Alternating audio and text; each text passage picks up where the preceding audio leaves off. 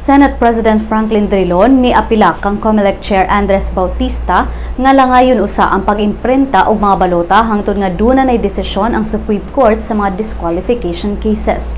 Ang panawagan ni Drilon mitumahuman mianunsyo si Bautista nga ang COMELEC magsugod nag-imprinta sa mga official ballots karong February 1. Sigon ni Drilon nga wala pa'y desisyon ang Korte Suprema sa mga disqualification cases, unya nakasugod na og imprenta ang COMELEC sa mga balota, mugawas nga gilaktawan ni Bautista ang Supreme Court.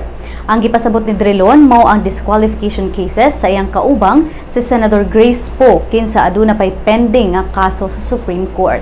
Ang oral arguments ni Poe gisugda na og hikay niadtong Enero 19 apan wala pay pinal nga desisyon ang korte ning pagbalita.